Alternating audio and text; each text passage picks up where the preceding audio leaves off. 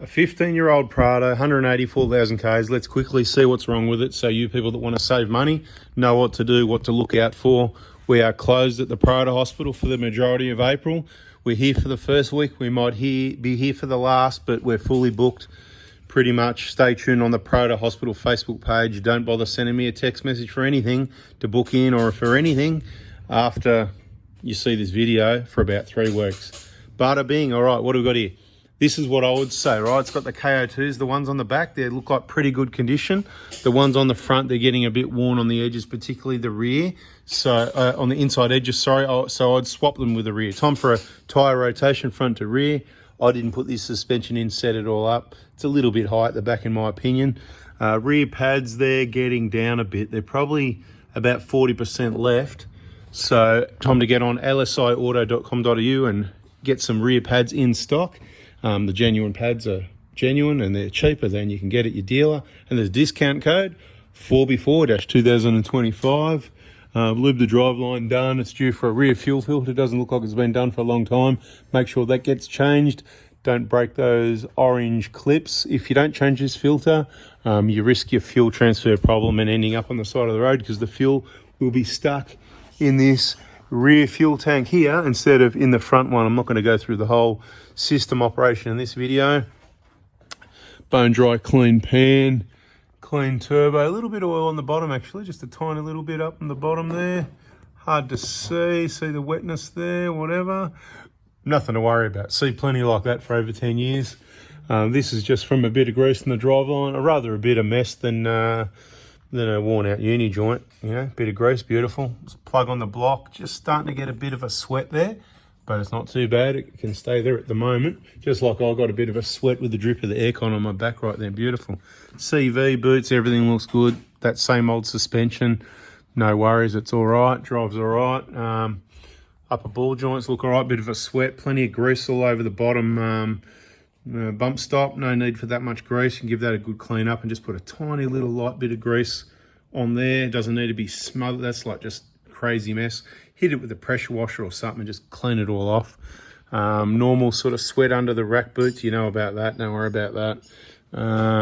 These tires, that's what I was talking about. See how they're sort of, you know, they're a bit sort of, you know, that could be to do with the front suspension being a bit flogged, and it could be just wheel alignment. There's plenty of meat still in the middle, right? The outside edge, not too bad, but the inside's worse, which tells me it's probably not driving down the road with a bit of toe out, you know, toe out, not toe in, or not neutral, you know, just towing out. That's what I think maybe. So anyway, rotate front to rear, get the wheel alignment checked, in my opinion. Like I said, drive shaft boots, all good. Suspension, look, it could be okay depending how old it is. You know, suspension recommendations are in the suspension playlist. I said this was going to be a quick one. That's why I'm talking fast. I'm trying to look over this vehicle and tell you I've checked the wheel bearings.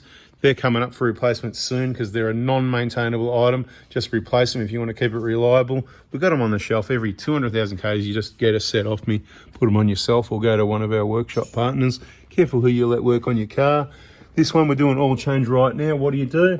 You know about checking the oil pickup? I thought I'll do it 2 days in a row and just show you. Right, that's what you want to do. Not just on these, on any motor vehicle, because you never know the service history. Depending, you know, if you got it secondhand, it's a bit older, whatever the case may be. I'm just looking around trying to find problems. But if you've watched these videos, check my service vehicle inspection playlist. Get to know these vehicles, what they look like. This one's just dirty, needs a good underbody clean, in my opinion. I just don't like, it's just dirt and dust and sort of a little bit corrosive. See that rusty stuff sort of, and you know, just keep it clean. Give your car a good wash once a week, and underneath a couple of times a year, or whenever you go off-road, stick the hose, the pressure washer, whatever you got to spend a bit of time, give it some love if you want to keep it clean, keep it reliable. These tires are getting old. Let's see if we can find a date on them. We will. Getting close. No, not that one, I don't think. Here we go, USA, so the USA ones. Here we go, 23-17, so the tyres are 8 years old. They're the old USA ones, so people would complain that they're slippery in the wet and all that.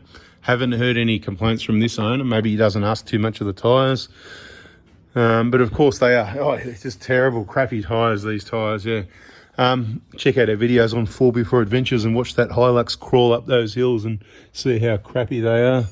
And that's what it is. It's a four-wheel drive, so it might be compromised on the road, but everything grips on the road. I need grip off-road. Really can't see too much of a problem. Just rotate the tyres, change that fuel filter. This service, 180k. Cabin filter, air filter, clean the MAF sensor, oil and filter, lube the drive line, check everything like this. I'm going to spend a bit more time, but there's nothing underneath this vehicle you people need to know about. So I'm going to stop waffling, subscribe, turn the bell on, and when there's something more important to talk about, I'll catch you in the next video. See ya.